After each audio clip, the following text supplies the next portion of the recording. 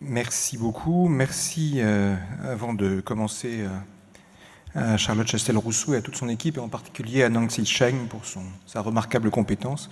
Et puis merci à Alain pour ce cadeau et cette confiance. Dans une lettre à un de ses amis, John Fisher, le 29 mai 1824, John Constable, qui séjourne alors à Brighton en raison de la santé fragile de sa femme, écrit « Mardi dernier, le plus beau jour qu'il y ait eu, nous sommes allés au rempart, qui est en réalité les restes d'un camp romain, dominant un des plus admirables paysages de nature qu'il y ait au monde, et par conséquent, une scène des moins faites qui soit pour un tableau. C'est l'affaire du peintre de ne pas lutter avec la nature en mettant un pareil paysage, une vallée remplie de sujets sur une étendue de 80 km, sur une toile de quelques centimètres, mais de faire quelque chose de rien. Il dit en anglais « to do something out of nothing », effort qui doit presque forcément le rendre poétique. Alors c'est une proclamation assez étonnante, tant elle prend à revers l'ancienne et toujours populaire tradition du paysage de ruines. Je vous montre ici le fameux tableau d'Hermann Postumus, ce paysage avec ruines romaines du XVIe siècle, qui est vraiment le paradigme de la vallée remplie de sujets, ou encore ici une œuvre de la fin du XIXe siècle d'Ernest Hébert, qui correspond parfaitement à cela. Cette mode, relancée notamment par la mode du pittoresque et du sublime, qui ont alors, notamment en Grande-Bretagne, été très largement diffusés. Ce refus d'affronter la ruine comme sujet prend un sens bien particulier lorsqu'on le confronte avec la réalité de la pratique de Constable, et notamment avec sa pratique envisagée dans sa double temporalité, particulièrement importante chez cet artiste chez qui règne une vraie tension entre ce qu'il exposait et, je dirais, ce qu'il aurait voulu exposer, double temporalité donc d'œuvres publiques et de pratiques privées. Sans doute, de fait, Constable avait-il en tête, en écrivant à son ami qui est un archidiacre, l'archidiacre Fisher, qui exerce son ministère à Salisbury, il avait sans doute en tête un autre site qu'ils avaient découvert ensemble lors de leur promenade vers 1820. Old Sarum, c'est-à-dire le site antique de la New Sarum, Salisbury. Il l'avait, vous le voyez ici, déjà dessiné sur le motif, et il y reviendrait quelques années plus tard de multiples façons. Comme l'écrira très justement son ami et biographe Charles Robert Leslie, une ville changée en paysage ne pouvait manquer d'intéresser Constable. En atteste en effet la multiplicité des œuvres, des dessins, ici une aquarelle, ici une huile sur carton, et enfin ici une gravure mezzoteinte, une gravure en manière noire, que je vous montrerai tout à l'heure, qui lui sont consacrées. Des œuvres qui mettent en lumière la façon dont l'artiste conçoit son rapport à la ruine et, à travers elle, à la question des rapports que le paysage entretient avec l'histoire. Des rapports qui transgressent la hiérarchie classique des genres et éclairent, je crois, son refus de s'intéresser à ces remparts romains des environs de Brighton, à ces ruines spectaculairement visibles auxquelles il préférera ce que l'on pourrait presque appeler une ruine invisible ou, mieux encore, une ruine camouflée. Cette transgression passe d'abord par la mise en cause du principe de stricte séparation entre les genres. Leslie le dit clairement, une ville changée en paysage. Autrement dit, un sujet historique ayant pris l'apparence d'un paysage.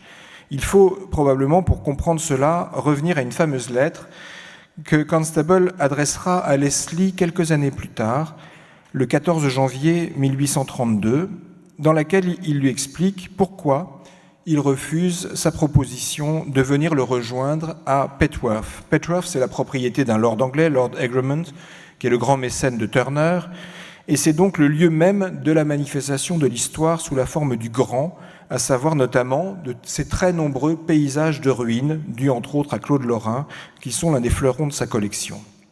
Une lettre qui, lue à la lumière du travail sur Old Sarum, s'enrichit, je crois, de nuances supplémentaires. Constable écrit ceci. « Quant à venir vous rejoindre parmi ces spectacles grandioses, Souvenez-vous, mon cher Leslie, que le grand n'a pas été fait pour moi et que je n'ai pas été fait pour le grand. Les choses sont mieux comme elles sont.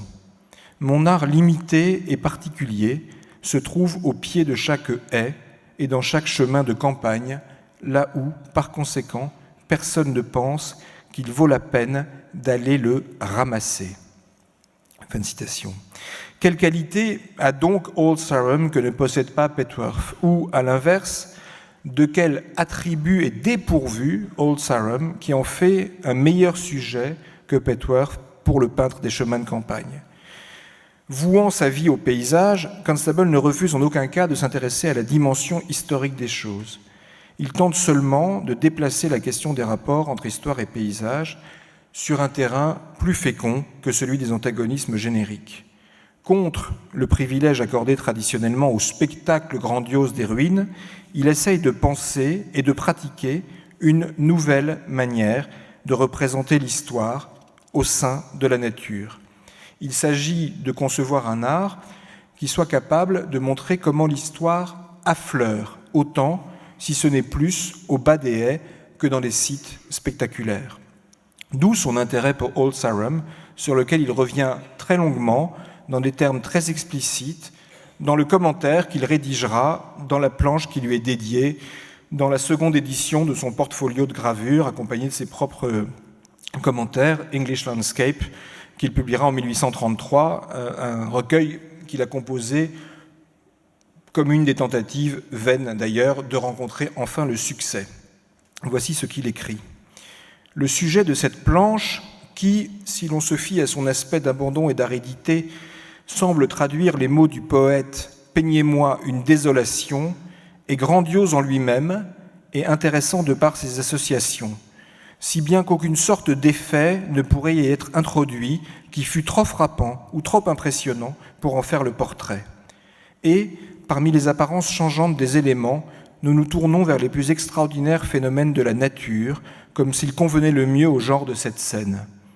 Éclat soudain et bref de lumière, nuée d'orage, soirée automnale de gros temps, crépuscule solennel et peuplé d'ombres projetant une moitié d'image sur le regard tendu, avec des nuages aux teintes changeantes, sombres, froids et gris, ou rougeoyants et radieux avec des éclats de lumière éphémères, ces conflits mêmes intensifiant, s'il est possible, le sentiment qui appartient à un sujet aussi affreux et impressionnant. Non enim hic habitus stabilem civitatem. Je donnerai la traduction dans un instant. L'apparence actuelle d'Old Sarum, sauvage, désolée et morne, contraste fortement avec sa grandeur passée.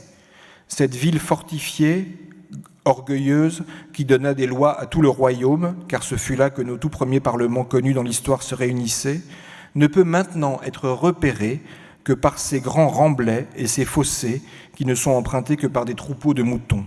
La charrue est passée par là.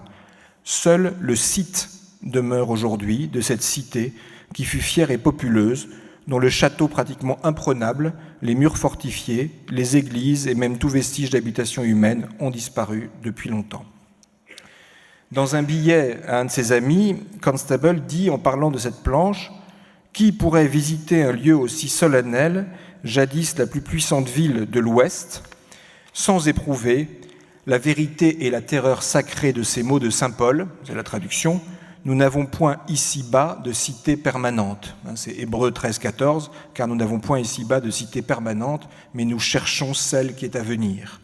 On voit, dès lors, comment Constable inverse totalement le schéma classique, réfutant l'effet de la ruine visible au profit donc de cette ruine quasi invisible, dont l'absence est à la fois ce rien, le nothing, qui rend possible le fait de faire quelque chose, et cela même qui produit l'effet sublime de terreur sacrée.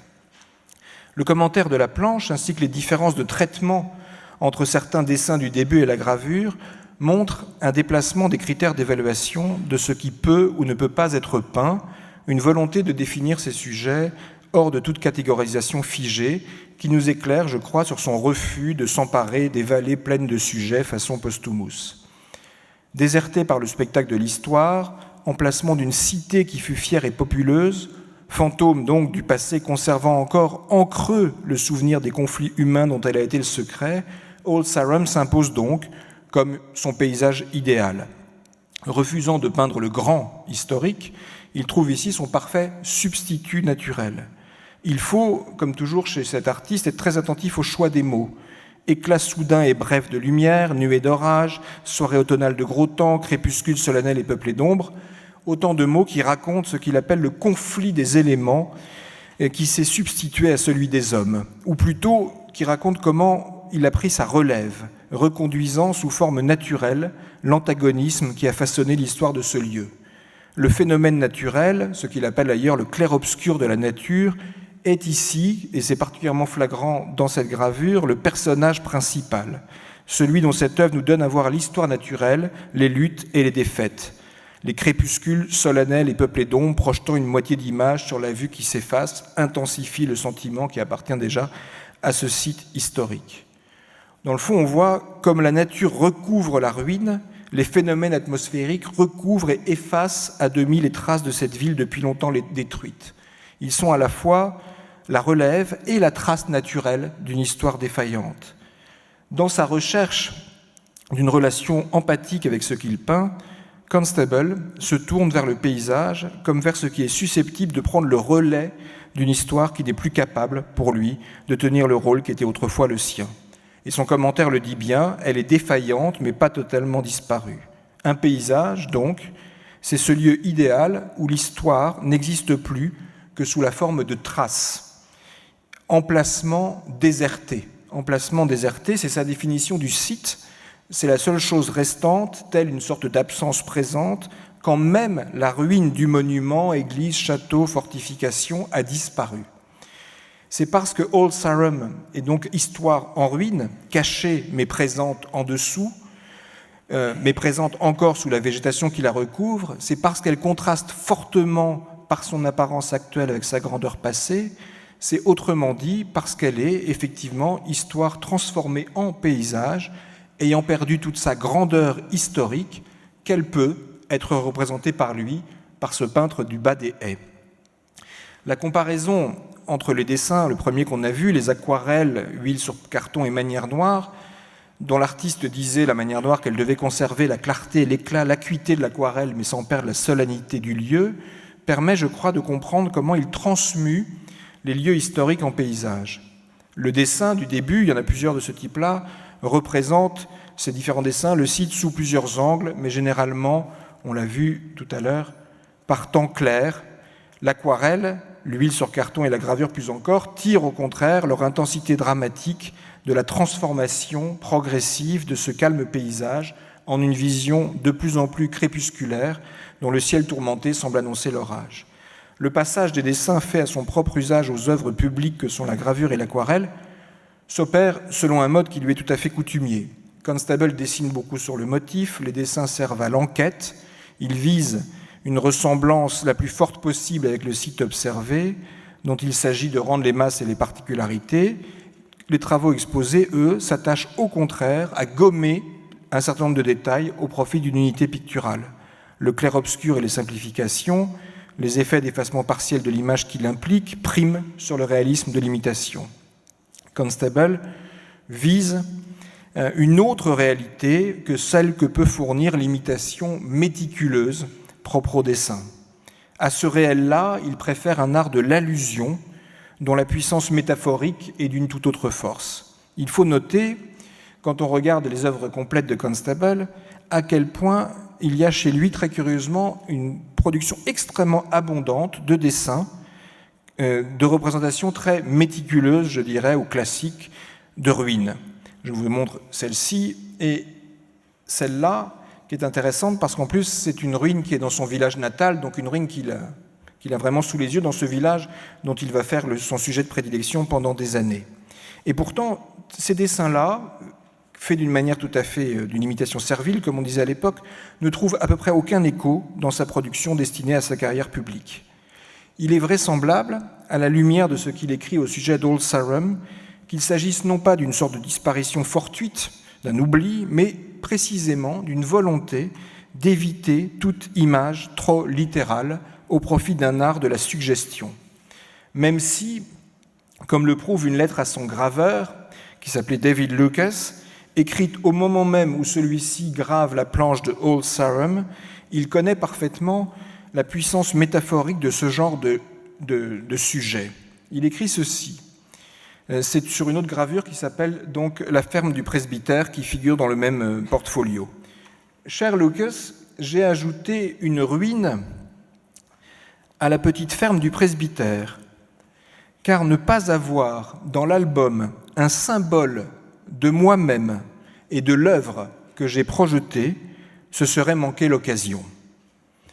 On voit donc que la prédilection de l'artiste pour l'interprétation de la ruine, classiquement comme figure de la disparition, mais plus encore comme autoportrait, comme image de lui-même et de son œuvre, qu'il vit comme un échec, mais aussi comme image de sa conception pessimiste de l'histoire.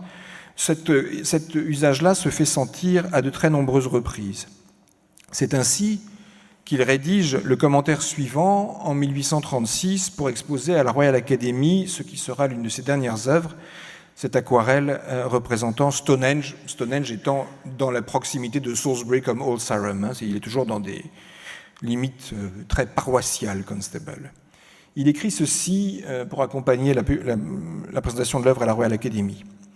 Le mystérieux monument de Stonehenge, à l'égard dans une lande nue et sans fin, aussi détaché des événements du passé que des usages du temps présent, vous renvoie, au-delà de toutes les traces de l'histoire, à l'obscurité d'une période totalement inconnue. Vous notez juste, on en reparlera tout à l'heure, la présence de ce personnage qui est très probablement en train de dessiner. On le retrouvera, si j'ose dire, dans une autre œuvre.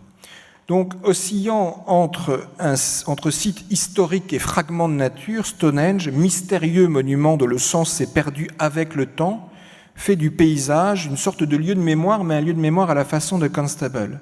C'est-à-dire un lieu qui, si on le lit bien, conserve une mémoire, mais une histoire d'avant l'histoire, sans en délivrer la signification. Le paysage abrite l'histoire en son sein, comme on recèle, comme on conserve un secret, si vous voulez. Cette réintégration de l'histoire au sein de l'histoire naturelle, sous la forme de la trace, du souvenir d'eux, se retrouve aussi dans les lectures de l'artiste. C'est ainsi que, grand lecteur d'ouvrages de météorologie, il relève dans l'ouvrage d'un certain Forster sur les phénomènes atmosphériques le passage suivant, on a sa bibliothèque, il l'a souligné au crayon, qui aurait parfaitement pu servir de commentaire pour son aquarelle de Stonehenge. Voici ce qu'écrit Forster.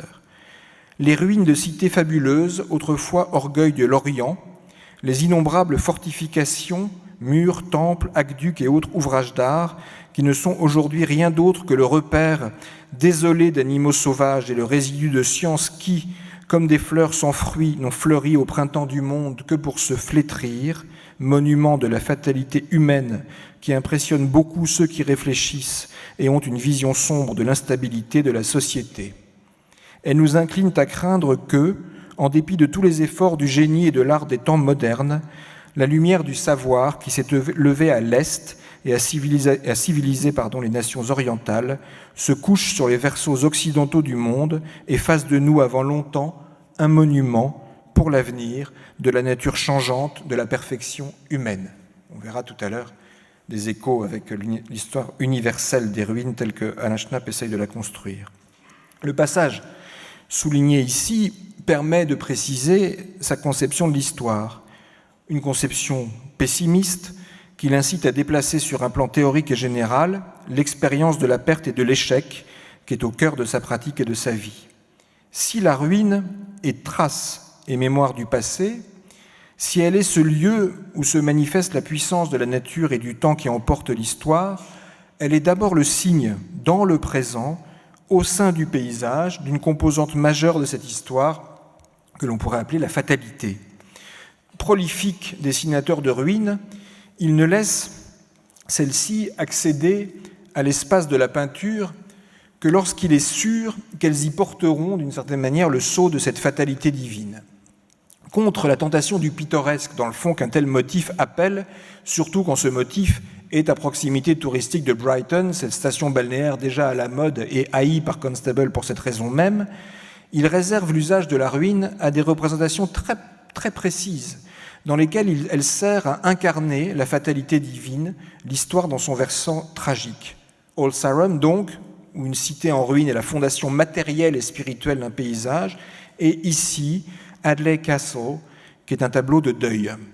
Hadley Castle, où le ciel, dont l'importance, j'aurais pu vous montrer les esquisses, n'a cessé de grandir des premières esquisses au tableau final, enserre la ruine jusqu'à la réduire à n'être qu'un simple motif parmi d'autres, pris dans la représentation très évidente de ce fameux conflit des éléments.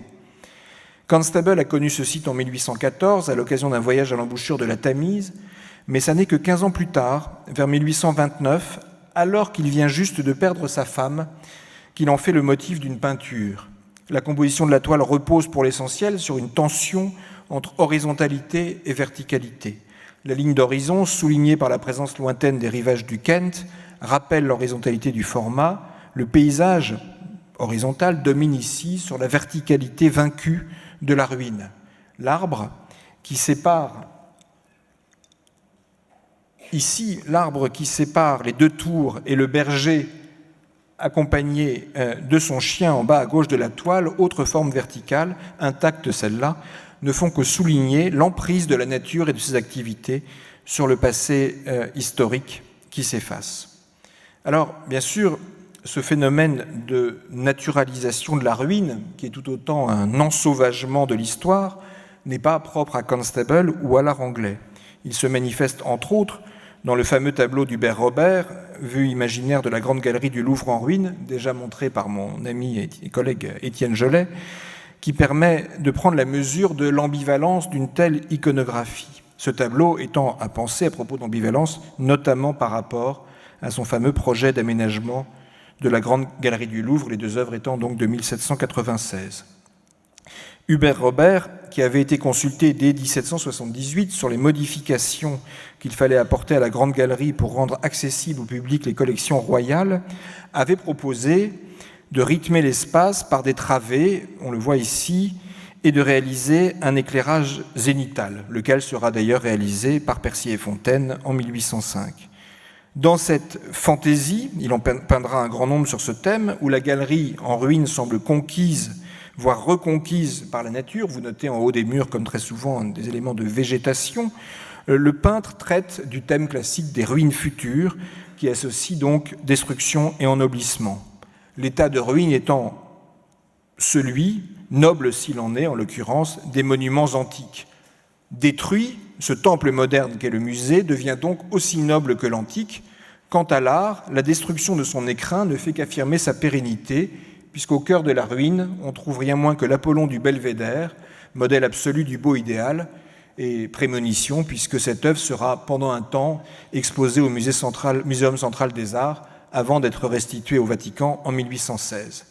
Et lequel Apollon du Belvédère est saisi ici, comme dans Stonehenge, par un dessinateur qui vient le saisir, faisant par son art le lien entre le passé et le présent. On voit chez Hubert Robert, cet homme dont on sait à quel point il fut bouleversé par la Révolution française, toute l'ambivalence et la richesse de cette thématique. On retrouve sur un autre mode cette ambivalence dans le tableau de Karl Blechen, église gothique en ruine, que vous avez peut-être pu voir l'an dernier dans l'exposition ici même de l'Allemagne. Ce tableau de Blechen, qui valide la thèse fameuse qui a déjà été citée en cours ici, de Georg Simmel, je la rappelle, selon laquelle c'est tout l'attrait des ruines de permettre qu'une œuvre humaine soit presque perçue comme un produit de la nature, ou du moins qu'il la valide en l'élargissant à son autre face, à savoir que c'est tout l'attrait des ruines de permettre qu'une œuvre de la nature soit presque perçue comme un produit de l'art. Ici, en effet, ça n'est pas la rupture, mais bien la continuité qui est, via la ruine, inscrite dans le paysage. Cette fusion ruine-nature manifeste, au-delà de la destruction, une forme de continuité, voire de pérennisation via la nature de ce que l'histoire n'a pas su conserver. Détruit, le monument revit, tel un organisme vivant, entre ses racines souterraines et ses pousses nouvelles tendues vers le ciel. Vous notez que là où Hubert Robert ouvre sa ruine vers le ciel, c'est ici une double ouverture, synonyme d'inscription du monument dans le temps, qui est donnée à voir. La ruine, ici, figure comme partie prise dans un tout dont elle n'est qu'un moment, telle une strate dans une coupe de terrain entre ciel, sol et sous-sol. Ruiné, le monument perd son statut d'excroissance inassimilable au monde naturel pour redevenir fragment incorporé à un tout organique.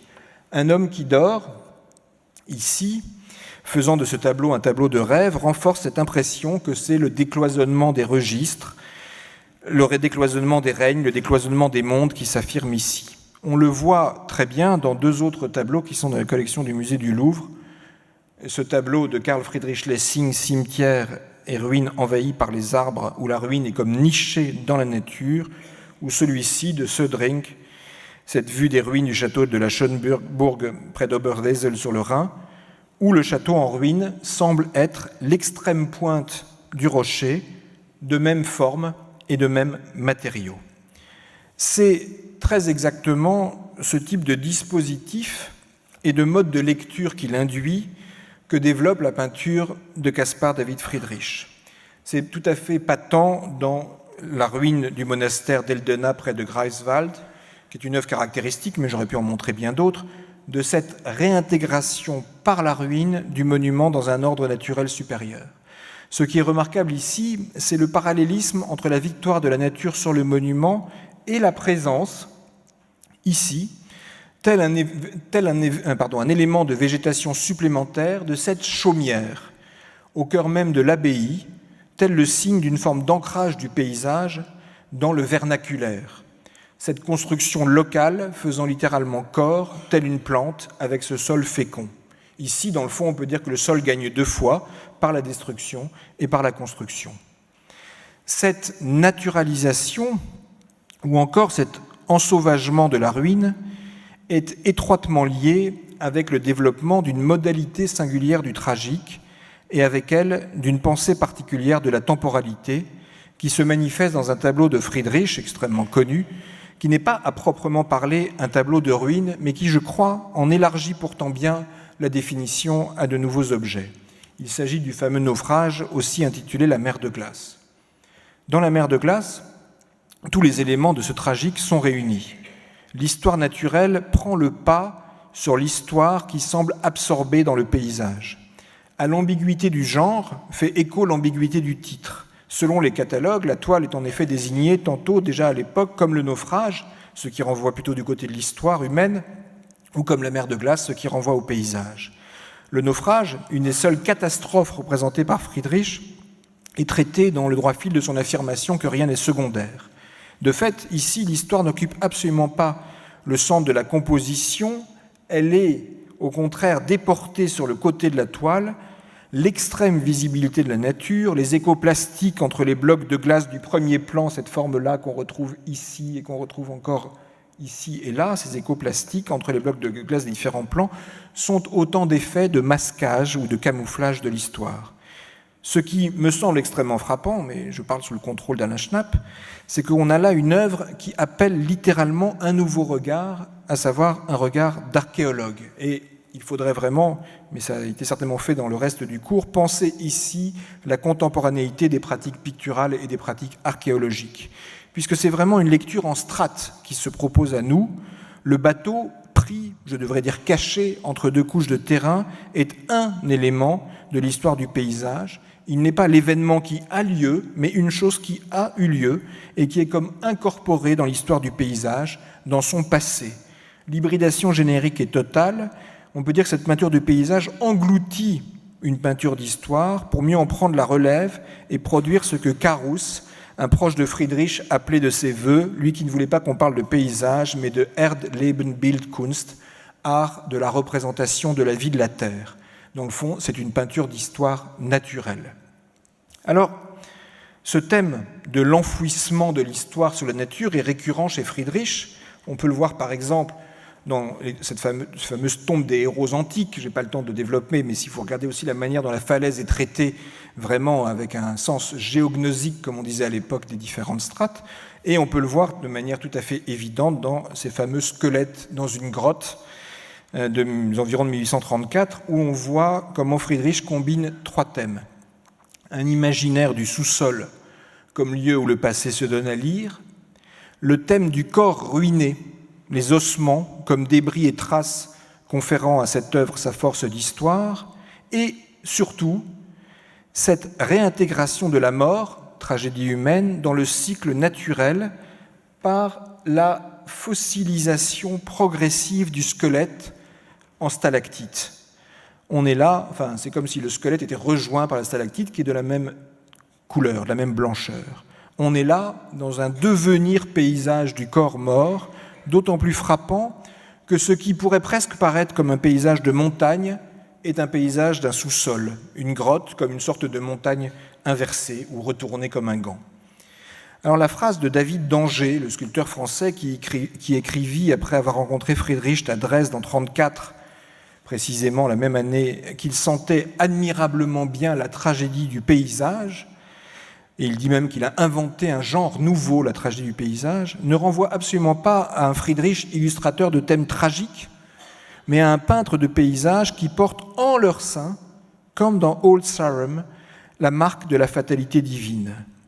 On est dans un tragique sans événement, ou plutôt dans un tragique d'après, après l'événement, dont seule la ruine affleurant, voire invisible, dit qu'il a eu autrefois lieu. Le tragique tel que le conçoit Friedrich n'a pas besoin, pour s'exprimer en peinture, d'avoir recours à la représentation d'événements. C'est d'un tragique naturel qu'il est question ici, un tragique de l'élémentaire. Est tragique tout paysage qui nous fait sentir, derrière la nature la plus simple, la moins pittoresque, le Dieu caché. L'absence d'événement, d'une certaine manière, est le signe de l'événement absolu.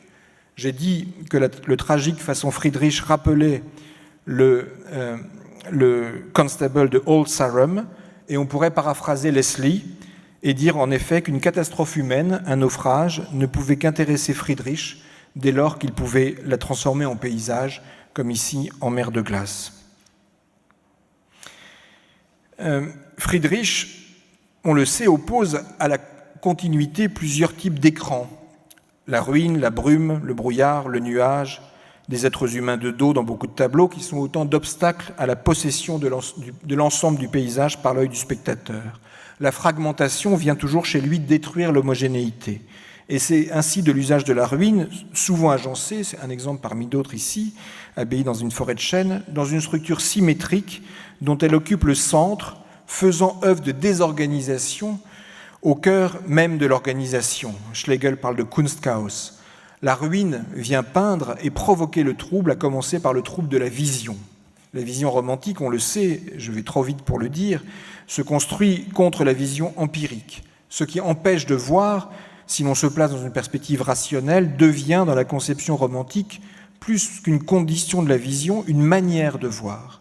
Ce renversement s'observant d'ailleurs aussi bien dans les arts plastiques que dans le domaine littéraire, ainsi comme l'explique Maurice Blanchot, grand lecteur du romantisme, à propos de Hölderlin et de la folie de Hölderlin, cet effondrement de son rapport rationnel au monde visible est précisément ce qui fait de lui le lieu de la poésie. Blanchot écrit « Ce n'est pas la démesure que les dieux punissent en l'homme qui se fait le médiateur, ce n'est pas la punition d'une faute qui sanctionne sa ruine, mais le poète doit être ruiné pour qu'en lui et par lui, la démesure du divin devienne mesure, commune mesure, et cette destruction, cet effacement au sein de la parole est ce qui fait que celle-ci parle, qu'elle est le signe par excellence. » On le voit, la blessure, la maladie, tout ce qui menace l'intégrité du sujet au sens d'un sujet, au sens des Lumières, de la Aufklärung, la ruine donc du monde comme de soi devient ici mode de connaissance et de métaphorisation, clairement, d'une vision du monde.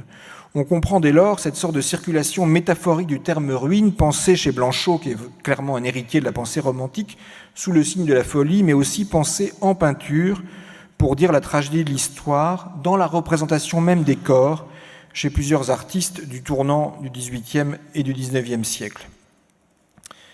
Je pense naturellement, et c'est un petit signe amical à Étienne Jolet qui vous l'a montré l'autre jour, à Géricault et à ses fragments anatomiques, dont je suis bien d'accord avec lui pour dire qu'ils sont, à leur façon inouïe, des peintures de ruines conçues à sa propre destination, mais aussi peut-être pour lui à la destination d'une sorte de public futur, d'un musée futur qui pourrait accepter un jour cela, comme une sorte de débord de ce qu'il peint dans ce désastre qu'est son radeau de la Méduse, sa seule peinture d'histoire, la seule peinture d'histoire qu'il ait jamais réussi à mener à bien. Je pense aussi à Turner et à Goya, chez qui le rapport entre corps, paysage et ruines procède, et pour cause, d'une conception pessimiste de l'histoire. En 1818, l'année même où Géricault peint ses fragments anatomiques, Turner livre, avec son champ de bataille de Waterloo, une peinture d'histoire peu commune, dont le pessimisme va en effet de pair avec un rapport singulier entre paysage et histoire. Pessimisme car, dans ce qui, pour les Anglais, on s'en souvient, est une immense victoire, Turner, et cela choqua, ne voit que morts anonymes et agonisants.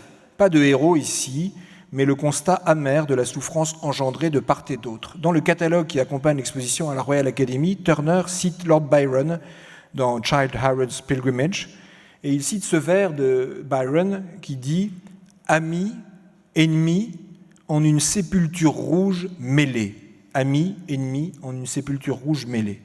Ce n'est pas le triomphe de la patrie, mais les horreurs de la guerre qu'il peint ici, et ces horreurs, ce spectacle donné par l'humanité s'anéantissant elle-même, s'incarne dans cette façon de laisser à l'homme la portion congrue dans un vaste paysage noir, apocalyptique et ruiné.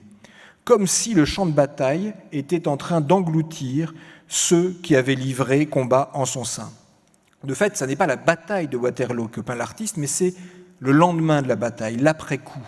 Ce moment où la seule trace du combat, c'est un monceau de cadavres que fouillent quelques femmes, ici, à la lueur d'un flambeau, pour voir si on est optimiste, s'il reste des vivants, et si on est pessimiste, si les morts conservent sur eux des matières précieuses. Un après qui vient s'ancrer dans une expérience personnelle de l'artiste, puisque dès 1816, c'est-à-dire dès qu'il a été de nouveau possible pour un Anglais d'aller sur le continent, Turner a réservé son premier voyage au champ de bataille de Waterloo, dont il a rapporté plusieurs dessins très proches dans leur esprit des premiers dessins d'Old Sarum, tant c'est le banal et le rien qui dominent, et que seules des formes affleurant laissent deviner que quelque chose a eu lieu. Ce qui frappe, je crois, dans le tableau de Turner, comme dans cette fameuse planche 18 des désastres de la guerre de Goya, enterrés et se taire, où des corps, parce qu'ils sont ruinés, s'agglomèrent tels des débris au point de devenir collines, c'est que les êtres, dans les deux cas, n'y sont ni dénombrables, ni nommables. Ces œuvres, dans le fond, sont l'exact inverse d'un mémorial. Mémorial, c'est vraiment faire un monument pour dénombrer et nommer. C'est, dans le fond, une sorte de monument renversé par sa ruine. Face à une histoire si incompréhensible, on ne peut rien faire, si ce n'est avouer son incompréhension et son impuissance, enterrer et se taire. Turner, qui voit toute sa vie à la promotion du paysage, ne fut jamais un défenseur du paysage contre l'histoire, un porte-drapeau moderne d'un art moderne qui s'édifierait tel le nouveau sur les ruines de l'ancien. Au contraire, comme l'a parfaitement compris Ruskin, qui voyait dans le frontispice du Liber Studio Room une image du déclin de l'Europe, son art du paysage est celui d'un homme habité par une vision tragique de l'histoire, qui rejoue par sa propre dissolution au sein de ses œuvres son sentiment qu'une autre disparition hante le monde. De l'histoire, ces paysages sont le cénotaphe, non pas le tombeau, des monuments dédiés à la déploration d'un absent, à l'image de ce tableau accroché sur des ruines. Turner fait ici une forme de manifeste pessimiste. Cette peinture accrochée sur des ruines place le Liber Studio Room, qui est un livre dans lequel il collecte l'ensemble de ses tableaux par des reproductions gravées sur le modèle du Liber de Claude Lorrain. Et voici ce que dit John Ruskin de ce frontispice. La signification du livre tout entier était symbolisée dans ce frontispice qu'il avait gravé de sa propre main, Tyr, la ville de Tyr en Asie mineure, au coucher du soleil, avec l'enlèvement d'Europe, révélant le symbolisme du déclin de l'Europe par celui de Tyr, sa beauté engloutie dans la terreur et le jugement, Europe étant la mer de Minos et de Rhadamante. L'apogée du paysage est sous une autre forme le chant du signe de l'histoire, ce tableau où, si l'on suit les termes de Ruskin, le paysage précède l'histoire, Tyr au coucher du soleil avec l'enlèvement d'Europe, se fait monument à la mémoire de ce monde en ruine sur lequel il vient s'accrocher. C'est Ruskin, une fois encore, qui a su voir dans quelle œuvre, ce renversement s'accomplit de la façon la plus radicale. Ce renversement au sens où, chez Turner, le paysage, au lieu d'être le lieu où un sujet potentiel devient réel, est précisément celui où le sujet reste à jamais enfoui. Dans le dernier volume des peintres modernes, il s'arrête longuement sur cette aquarelle, peinte vers 1841, aube après le naufrage. Sur cette œuvre au format modeste, mais d'un très haut degré de fini, on voit que le seul être vivant, c'est un chien qui hurle, seul, sur une plage qui borde une mer calme. Ruskin interprète cette scène comme une lamentation élégiaque sur les pouvoirs de destruction de la mer. L'un des plus tristes et tendres rêves momentanés de Turner, écrit-il, une petite esquisse d'une aube faite dans ces dernières années. C'est un petit espace de rivage plat, au-dessus une douce lumière pâle à l'est, les derniers nuages d'orage se fondant au loin, barre oblique dans l'air du matin, un petit vaisseau, un charbonnier sans doute, a disparu dans la nuit avec tout l'équipage.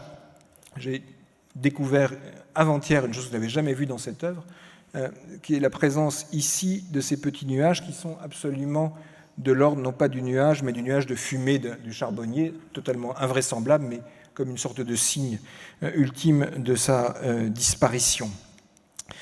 Seul un chien est parvenu jusqu'au rivage. Complètement épuisé, ses membres cédant sous lui et sombrant dans le sable, il se tient là, hurlant et grelottant. Les nuages de l'aube portent le premier écarlate, juste une faible nuance qui se reflète avec la même teinte de sang sur le sable. Ici, comme lorsque le voyageur Turner visita le site de la bataille de Waterloo, nous sommes dans l'après-coup. Ce paysage, car dans cette œuvre, tout hormis le titre, semble appartenir exclusivement à ce genre, ce paysage, donc, est un endroit où quelque chose a eu lieu que nous ne voyons pas. Turner, qui a peint tant de naufrages, tant de tempêtes, tant de batailles navales, franchit le pas là où si souvent il s'était tenu en lisière entre sujets lisibles et illisibles. Plus de figuration de l'événement ici, plus de personnages rajoutés in extremis, mais ce petit chien, figure pathétique de la déploration, et ce titre, Aube après le naufrage, qui dit bien ce que Turner peint là, le paysage, c'est ce qui vient après l'histoire, quand celle-ci a disparu sur le mode de la catastrophe. Ainsi, le paysage ne vient-il pas remplacer l'histoire, mais commémorer sa disparition. Cette mer calme, c'est une pierre tombale pour des morts introuvables, un cénotaphe devant lequel un chien sans maître vient pleurer une disparition. Alors, je voudrais 3 minutes vous introduire un texte d'une autre teneur, mais qui m'a été, vous allez le reconnaître de toute façon, fourni par Alain Schnapp, et qui est extrêmement frappant, puisque c'est un texte d'un poème chinois du 5e siècle après Jésus-Christ, qui s'appelle « Cité recouverte par les herbes ». On en discutera probablement tout à l'heure, et pour vous montrer à quel point ce que je vous raconte participe d'une permanence du phénomène, bien au-delà des frontières chronologiques et géographiques. Je vous en lis quelques extraits, et c'est un texte qui, si vous souhaitez le récupérer, à la fin, vous pouvez demander qu'il vous soit envoyé de manière plus complète par mail.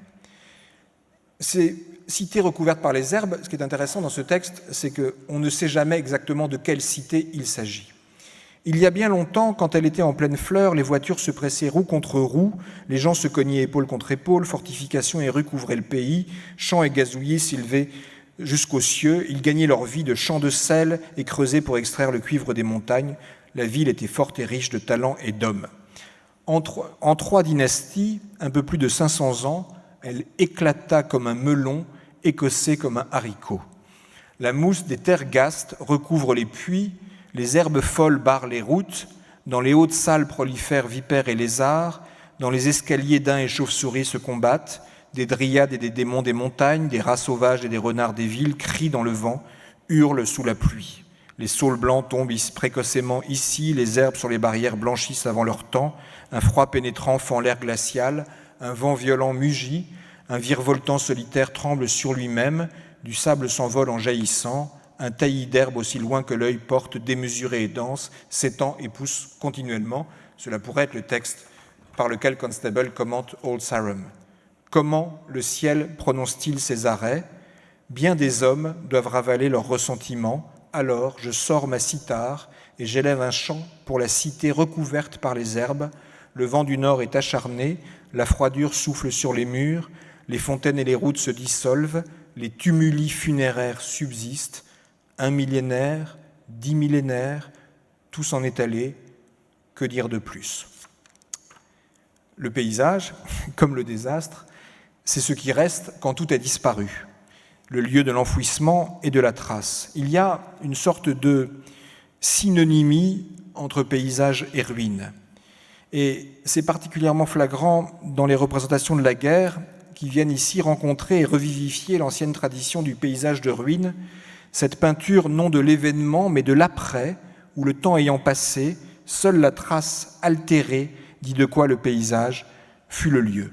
Après la bataille, longtemps après, le paysage. Ainsi naît de la fusion entre les vaincus et le territoire qui les vint, une autre forme de paysage apocalyptique dont, après Turner, quelqu'un comme Paul Nash, qui combattit côté anglais durant la Première Guerre mondiale et peignit la Deuxième, est l'un des plus justes représentants. Je voudrais donc vous montrer ici quelques œuvres du XXe siècle pour aussi montrer cette continuité du phénomène. À un moment, dès 14, où l'échelle inédite de la guerre rendait celle-ci irreprésentable, ces paysages étaient lus comme autant d'autoportraits, mais surtout comme métaphore de l'humanité, parce que s'y donnait à voir cette souffrance humaine informulable.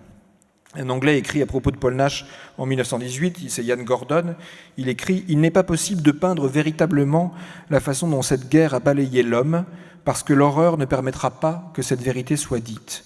Il est possible de dépeindre la dévastation de la nature, à la fois parce que nous pouvons comprendre pleinement l'horreur, mais aussi parce qu'à travers elle, nous pouvons parvenir à une plus profonde conscience de ce que la catastrophe peut signifier pour l'homme. » À travers Nash et tant d'autres artistes soldats, c'est l'idée du paysage comme corps qui se fait jour. Non que se rejoue là simplement l'ancienne tradition du paysage anthropomorphe, mais parce que, de l'expérience de la tranchée, c'est bien un nouveau paysage, mi-terre, mi-cadavre, qui vient à naître. Paysage de chair et de glaise mêlés, dont l'art se fait le témoin, rejoignant cette intuition formulée par un Anglais, un ancien combattant, visitant les Flandres, faisant ce qu'on appelait à l'époque du battlefield tourism, visitant les Flandres en 1919, qui déclara que ce paysage n'était qu'une mer désertée sous la vague de laquelle des cadavres sont endormis. On pense à Turner, on pense à Pao Chao, faisant l'expérience pathétique de la ruine invisible. Ce devenir paysage des soldats morts, un autre Anglais qui s'appelait Rupert Brooke, soldat et poète, l'exprime dans un de ses poèmes, The Soldier, où il dit ceci : « Si je meurs, ne pensez à moi qu'ainsi, qu'il y a un coin de terre sur un champ étranger qui est à jamais l'Angleterre. » Le paysage devient, par la fusion des corps et de la terre, peinture d'histoire et symbole national. Mais la plupart du temps, comme ici chez Nash, le paysage est vu comme un grand corps blessé, voire cadavérique, qui se minéralise sous l'action stérilisatrice de la mort. C'est vrai chez Nash, dans Todos Mer, au titre éloquent, où la mer remplie d'ailes d'avions tombés devient cassante comme du verre. Il y a donc ainsi une sorte de glissement progressif et terrible d'une peinture d'histoire à sujet militaire vers une peinture de paysage en guerre et en ruine. C'est le grand historien de l'art allemand Martin Warnecke qui a remarquablement analysé cette évolution des tableaux de guerre vers des tableaux où le paysage apparaît comme le champ d'action de force qui le défigure et le ruine, et où les soldats, soumis aux nouvelles lois de la guerre moderne, se terrent toujours davantage dans le sol, s'assimilant pleinement à ce terrain dans lequel ils s'immergent. Comme une noce funèbre, l'homme vient s'accoupler au sol, Warnecke parle de mariage avec la terre, se fondre en lui comme en un refuge précaire. Menace et abri tout à la fois, le paysage est ce lieu où l'homme se cache, se camoufle en feuillage pour survivre. La peinture de guerre devient peinture de paysage puisque désormais, il n'est plus d'autre destin pour le combattant que de ressembler à la terre qui le reçoit. Otto Dix pousse cette perception à l'extrême dans ce fameux Flandre de 1934 où les soldats morts ou vifs sont nichés dans le sol vraiment tels des ruines affleurant littéralement. Le rapport s'est inversé. Ce n'est plus sur le paysage vécu comme un terrain de jeu et de pouvoir que les choses se passent, mais en son sein, dans son sous-sol. Alors je voudrais, pour conclure, terminer très brièvement en revenant à cette idée de ville transformée par la ruine en paysage. Mais cette fois, avec dans quelques instants des images du XXe siècle, prises par deux photographes, David Seymour, qu'on appelait aussi Chim, et Robert Capa. Alors bien sûr, elles font écho à d'autres images de la ruine urbaine plus ancienne, que je vous montre ici, cette ruine des Tuileries de Bartholomé au Louvre, où se tableau de Lasergue montrant Sa Majesté l'Empereur distribuant des secours aux inondés de Lyon, mais elles y font écho parce qu'elles sont extrêmement différentes et qu'elles expriment à leur façon leur refus total de ce grand-là. Ce sont 3 images. La première, qui est de David Seymour, la deuxième, du même, et la troisième, de Robert Capa. De fait, l'effet de ces images en est d'autant plus pathétique, proche de cette terreur sacrée qu'évoque Constable au sujet de Old Sarum, que l'on ne voit rien, ou plus exactement que la ruine y prend une telle ampleur en tant que processus qu'on ne sait plus de quoi elle est la ruine. On voit une colline, on voit des enfants qui rentrent de l'école, on voit une église, comme autant d'éléments d'un paysage au sens le plus stéréotypé du terme. Mais cette ruine, comme élément de l'histoire naturelle, pour paraphraser l'essai remarquable de Sebald sur la destruction des villes allemandes, ça n'est pas n'importe quelle ruine. Et cette église, seul monument ayant échappé à la destruction, ça n'est pas l'église de n'importe quel endroit. Car nous sommes ici à Varsovie, en 1948, et ce que vous voyez, c'est ce qui reste du ghetto de Varsovie. Une ville transformée en paysage que domine ironiquement un monument, tellement moins noble lui, car non touché par la ruine. Je vous remercie.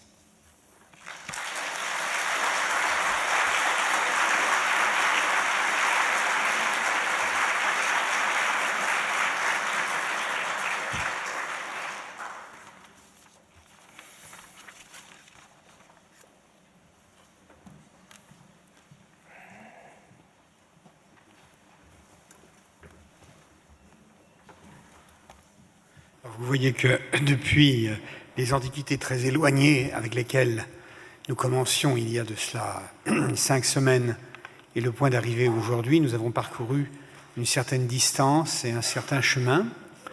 Ce qui me frappe dans l'exposé d'aujourd'hui comme dans le précédent, c'est la continuité d'une certaine approche des ruines qui fait que les sociétés sont constamment travaillées par le trop-plein de souvenirs et le trop-plein d'oubli, et que chaque fois, présence et absence se nouent, comme dans ces images tragiques dont Pierre vient de nous expliquer le sens, et qui, par un subtil raisonnement, se nouent au travail qui semble beaucoup plus reposé et beaucoup moins tragique d'un Turner, mais dont on voit bien ou d'un Constable, mais dont on voit bien qu'il fait sens dans l'attitude de chaque artiste ou de chaque poète, qui est